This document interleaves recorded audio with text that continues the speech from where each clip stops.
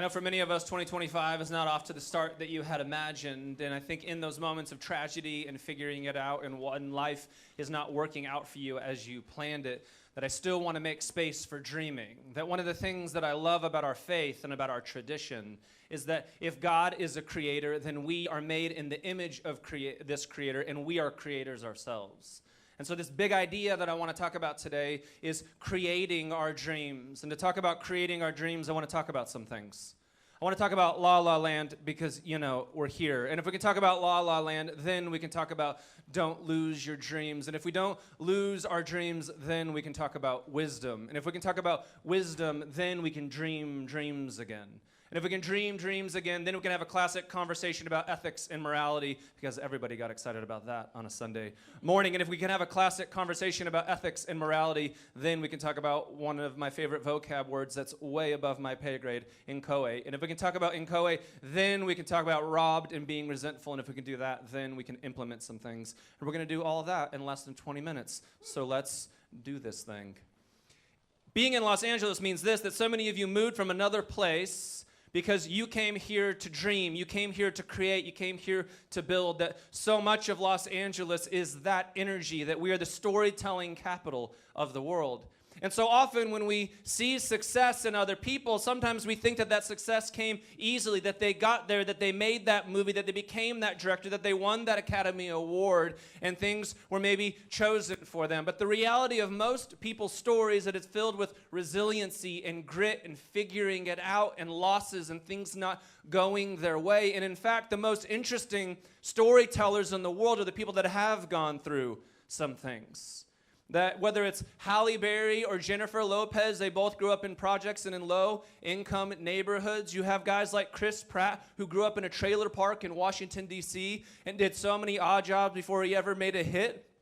You've got Jim Carrey, who was so poor that he started doing stand-up comedy in Canada just so he could pay his family's bills so that they could eat.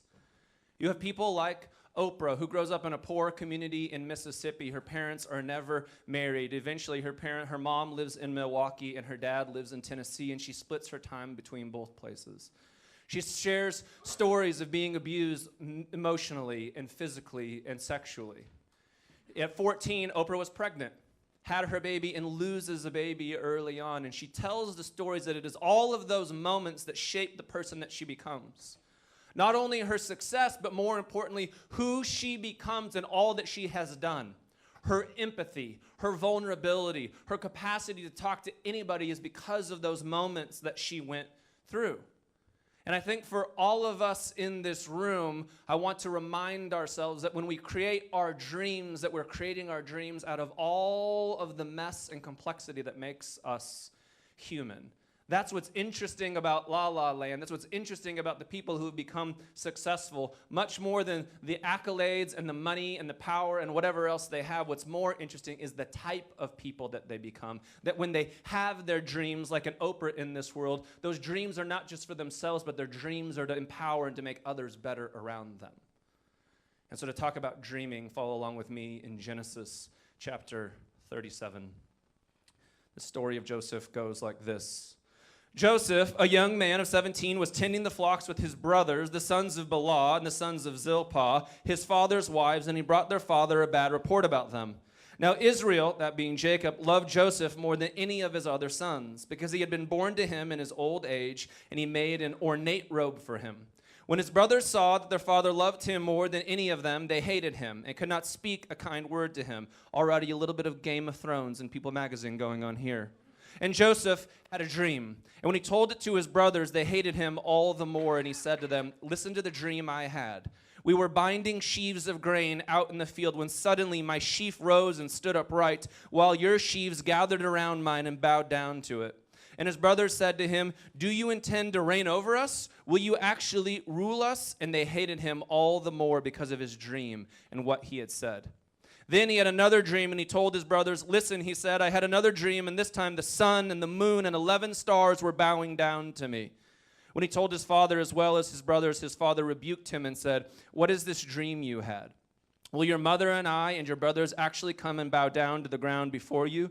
And his brothers were jealous of him, but his father kept the matter in mind.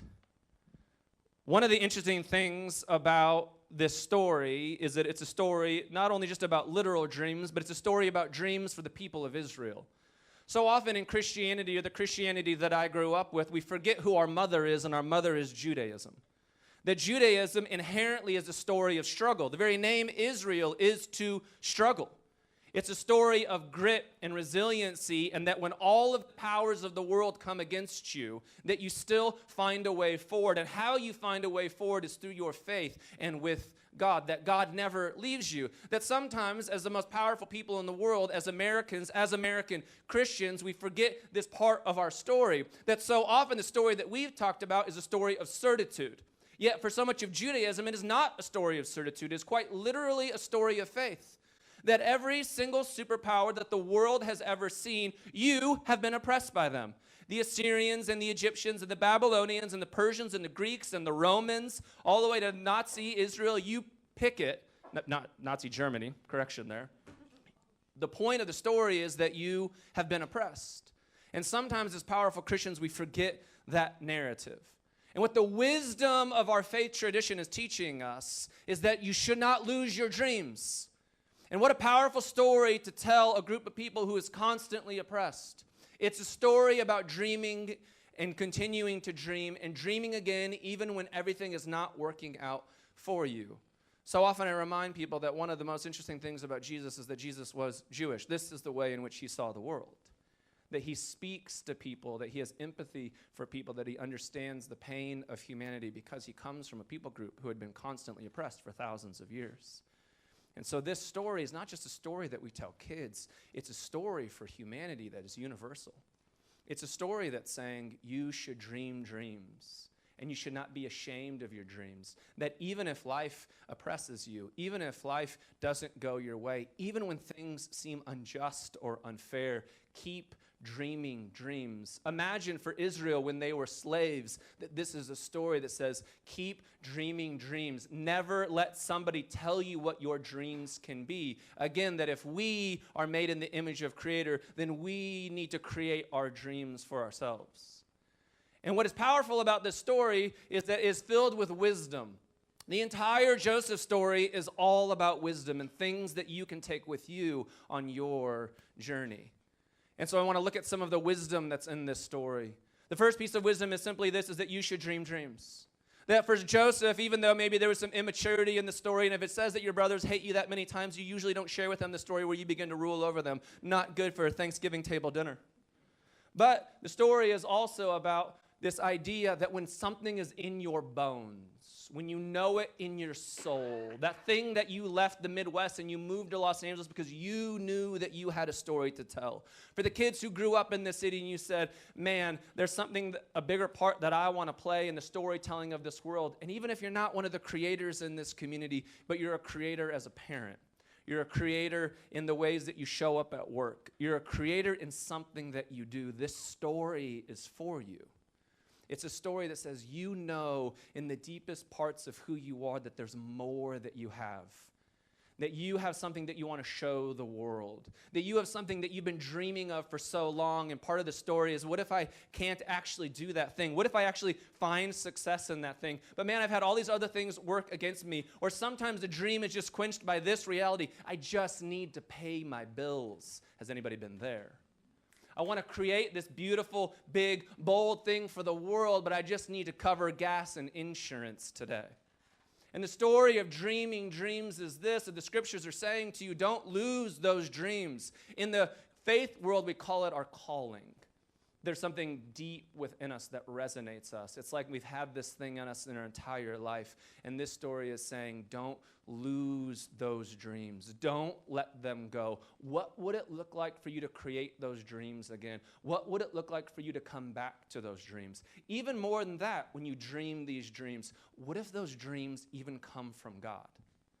Not the literal dreams that you have when you sleep, although maybe some of those too. What if the very things that shape who you are, that compass that you feel deep inside of you, that guides how you act and the things that you want to build and create and make in this world, what if that is from the divine?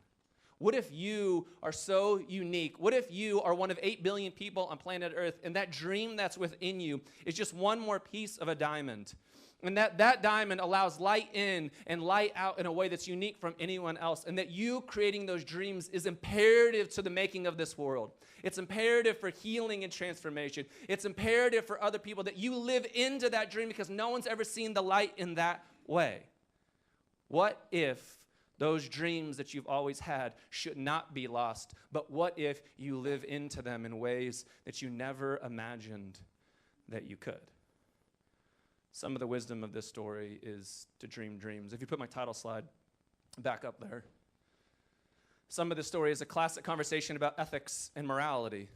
The next story over is a story about Potiphar's wife, and you don't know the story about Potiphar's wife. It goes like this, that after Joseph had these dreams, his brothers found him in a field one day, and they said, oh, we should kill him. And his older brother says, no, we shouldn't kill our brother. Instead, let's just put him in a giant pot and leave him here so that we don't kill him, but if he dies on its own, it's okay. You understand, a normal day. And so they leave him there, and Egyptians find him, and then they take him to Egypt. And then Joseph comes to a man named Potiphar, and he gets into this house, and he begins to manage this guy's house. And the success of what Joseph does follows him everywhere that he goes. But also this man's wife wants Joseph, that it says that Joseph is just this handsome-looking Abercrombie model kind of dude. And so the woman wants him, and Joseph doesn't want to do it. And then there's a story where she reaches out for him to invite him to have sex, and instead he runs away, and it says his cloak was left behind. And the story's saying this, and I think this is one of those stories that we don't talk about enough in liberal church, is that what if our ethics and morality still matter?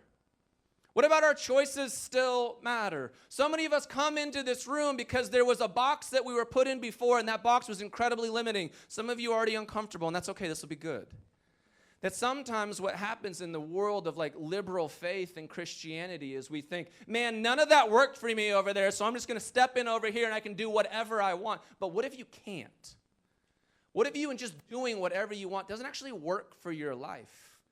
What if sometimes in the exploration of whatever it is that you want, it actually hurts you or damages you or doesn't benefit you? And the interesting thing about faith, the interesting thing about Jesus is that sometimes in the old world of church that I lived in, it was incredibly descriptive. These are the things that you can do, and these are the things that you cannot do. How many of you grew up in evangelical youth group? The only question that mattered is how far is too far? Tell me the line so I can step up right into it and maybe dip my toe over every now and then. Wink, wink. Anyone there? Candace certainly was.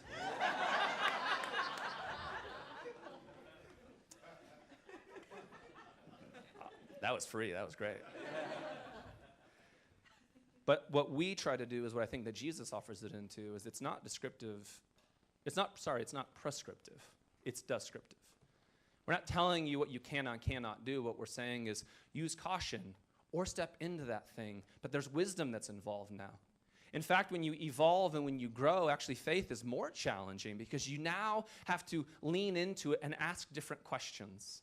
And I don't know what those things are that you're exploring. I don't know what those things are that you're growing into. Sometimes it's questions about God. Sometimes it's questions about faith. Sometimes it's questions about sexual ethics. I get that one a lot. I'm always like, man, if a Willow Creek pastor had to do it, go through the coffees and beers that I've had to go through, they'd be blown away.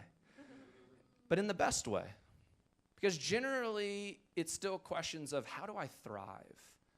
Can I make space for this? And it's not my job to answer yes or no. It's your job to lean into those conversations and questions and say, will this be the best thing for my humanity? And then even more mature for that will be, will this be the best thing for our humanity? And the story of Joseph is that, because there are no shortcuts. In fact, shortcuts generally lead us on to the longest journeys of all. That sometimes we try to take a quick route around, and it actually is much harder to get there. Sometimes I think about this. Does anyone use Apple Maps or Google Maps, or do you guys use Waze? Waze. I don't use Waze anymore because I will save 37 seconds, but I am going through cross streets and I'm going through back alleys. I drove over somebody's lawn, and my heart rate is at 154 when I got there. That has nothing to do with my sermon, but I was thinking about Waze. Some of the wisdom is not only about ethics and morality, but it's also about incohate. I was reading this rabbi as I was getting ready for this week, and this rabbi used this word, and quite honestly, I don't know what this word meant, so I had to look it up.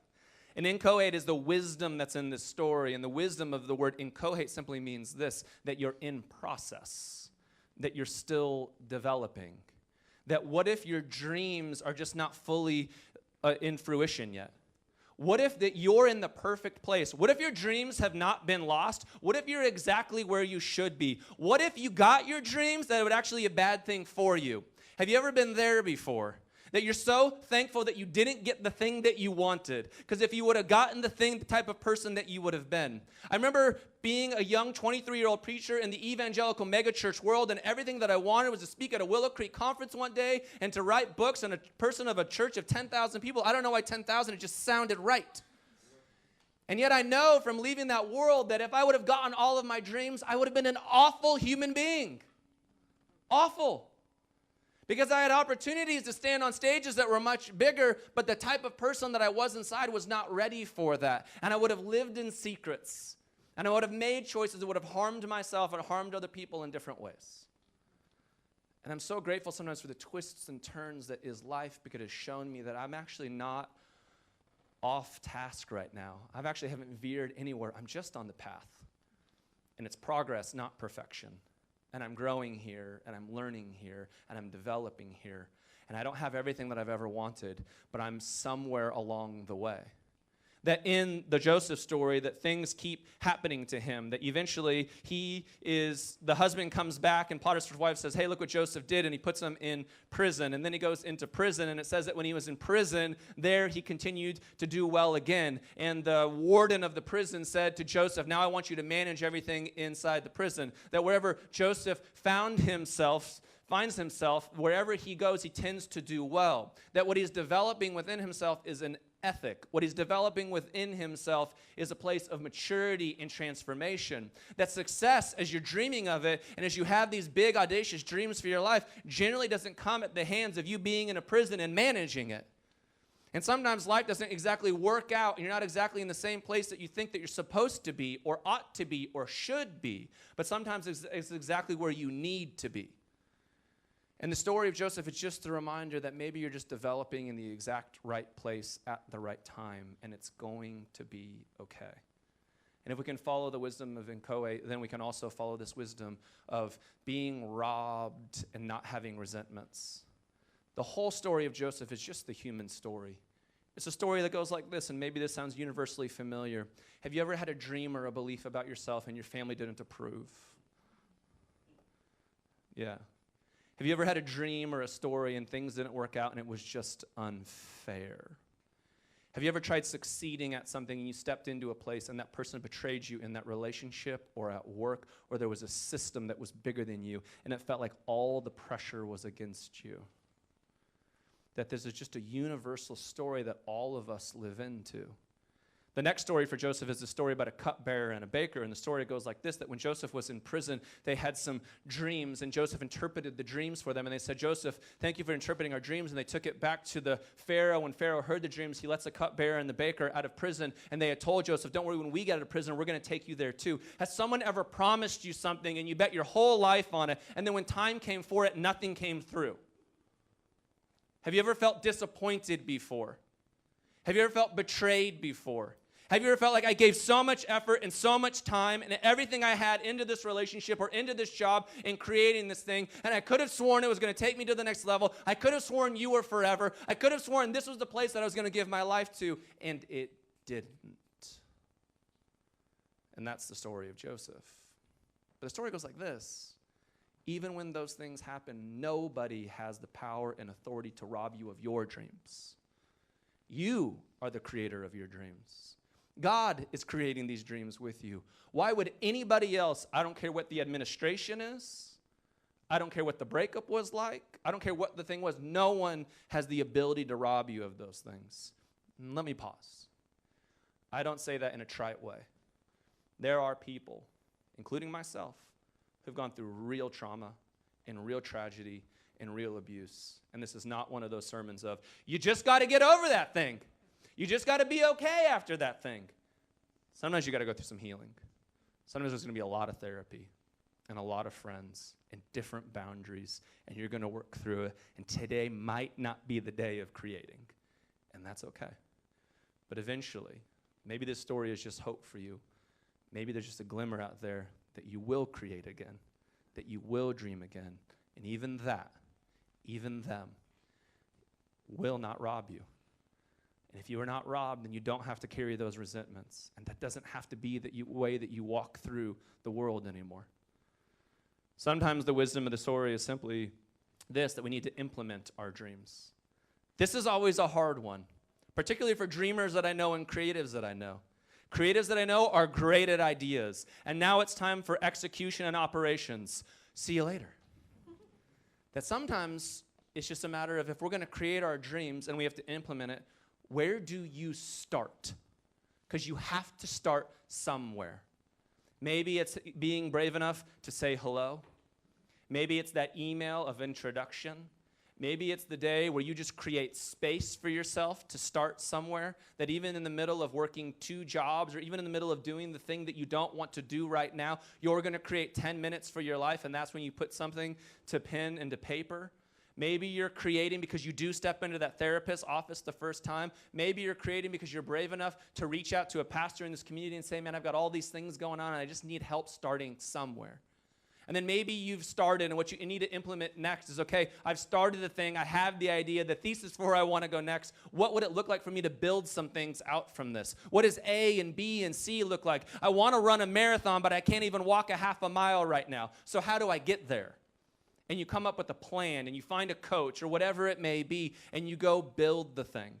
Maybe you've built the thing, and you're like, man, I'm so close, but I don't know how to finish it. I don't know how to wrap this thing up. Maybe in implementing right now, it's saying, yeah, I'm ready to be done with that thing. This thing is healthy for me, and I want to step into it. This thing is not healthy for me, and I'm finally going to say no to it. Maybe that's where you're at. And maybe you finish the thing, and you say, man, now it's time to redefine it, or refine it, or rebuild it, re-engineer it, re-something. Because there's going to be a new chapter in my life. And I went through all of those things, and I'm so proud of myself that I even got here, or I can't even believe that I got through that. But that's just a chapter in my life, and I'm ready to step into a different chapter for who I'm going to be. I'm going to implement different things. And the final story of Joseph ends with this. Finally, he does get an audience with Pharaoh. That Pharaoh says that he has these dreams, and the cupbearer and the baker suddenly remember, oh, by the way, Pharaoh, remember we told you about your dreams before? There's actually a guy. And they have Joseph come along, and there's a dream that Pharaoh has that there's these cows and there's these grain, and you can go read it because you can go read it later. But it's a story that when Pharaoh has this dream, it's just that there are 7 cows, and there's 7 years of plenty, and Joseph comes and he interprets the dream. And then there's these 7 weaker cows, and he interprets that dream, and it's simply this. Hey, there's going to be abundance, there's going to be good things, Pharaoh, and that's a time that you plan. That's a time that you store up. That's a time that you get ready. Because there's going to be 7 years where things don't work out for you. Again, more wisdom for the universal journey of what it means to be human. Sometimes you're on a roll and you think, this is never going to end. Have you been there? And it ends. But you didn't have a plan. And you're so mad that it ended. You're so mad that it looks like this. And the final Joseph dream story is, now you're going to plan for those 7 years because bad days do happen. You're going to practice health. You're going to practice resourcefulness. You're going to practice boundaries when you're finding maturity and you're finding transformation in your life, in whatever facet of your life that it is. Because there's going to come a day that it's difficult, right? It's like when you do yoga. You don't do the breathing exercises at Hot 8 Yoga because you need them there. You do the breathing exercises at Hot 8 Yoga because one day you're going to be in traffic in Los Angeles and you have a choice. Am I going to ram my car into that person who cut me off and flip them off? Or am I going to breathe and say, I'm just in reality? And I've been training for this moment when things get worse and when things get difficult and when things get painful. And the story of Joseph is learning how to implement whatever season of life that we're in. Would you keep dreaming, New Abbey? Would you trust that you are the creators of your dreams, that God is with you in the creation of those things? Would you allow yourself the freedom to say, these things are in my bones and I have something to offer this world. There's a type of person that I want to become, and I can keep waiting and I can keep reacting, or I can create and I can choose that thing this day. It's okay if you're still in development. It's okay if you don't have it all figured out, but you can start somewhere. Maybe you're in the thing and this is just the motivation to go a little bit farther, and maybe this is the motivation to say that I'm finally going to let something go, because that thing is no longer serving me. Wherever you are, would you trust that you can create the dreams for your life that you want, and that God will be with you along the way? would you find the same 3 or 4 people around you, and would you answer this question? What wisdom can you use to create your dream? Enjoy.